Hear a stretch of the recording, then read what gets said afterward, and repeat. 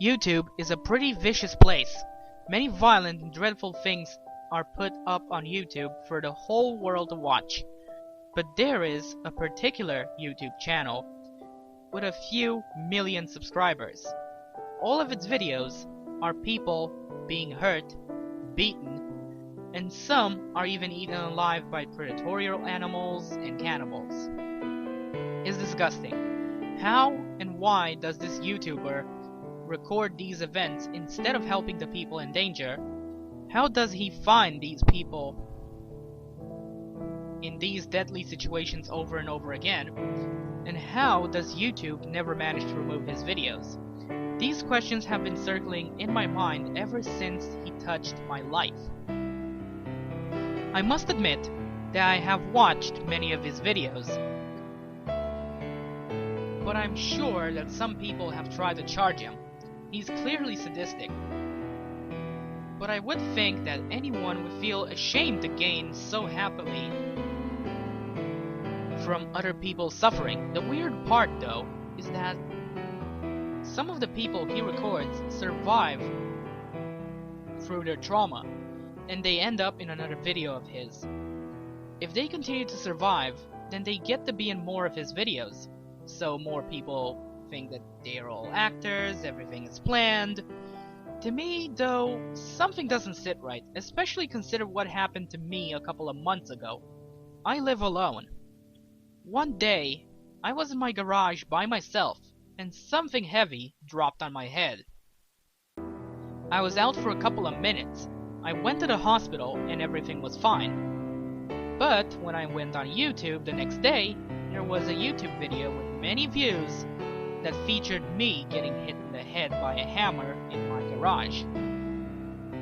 Nobody was in the garage to record me, and I don't have any cameras in the house. It's not something that I would want to see on YouTube. It was that guy, though.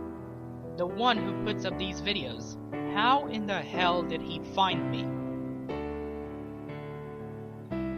Eventually, I encountered more and more dangerous accidents, but I was always lucky to survive.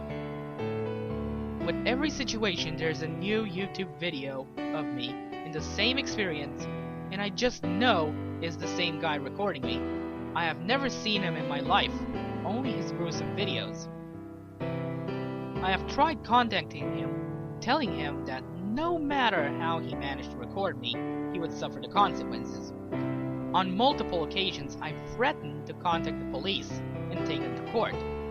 He never replied. But I decided to get in touch with another victim, Joel, whom this guy has recorded many times. In Joel's workplace, he became the company's laughingstock on account of all the ridiculous videos of him on YouTube. Joel told me that if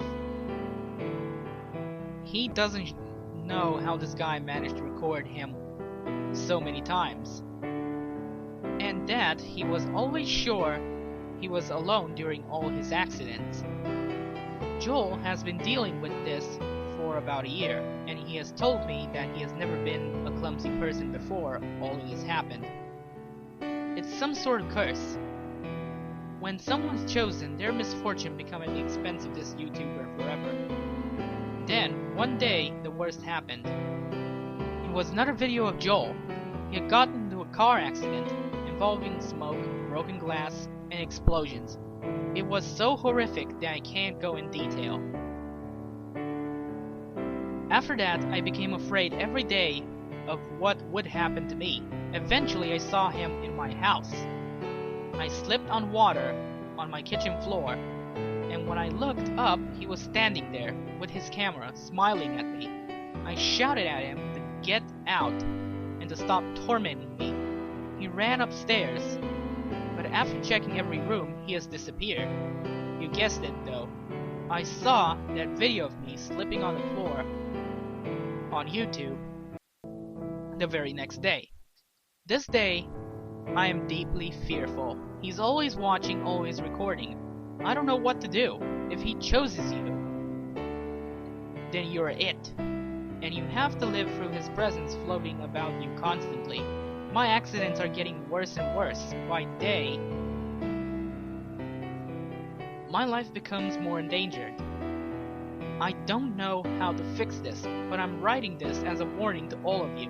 Beware of the cameraman. If you ever see a video of someone getting hurt, you can be certain it's because of him.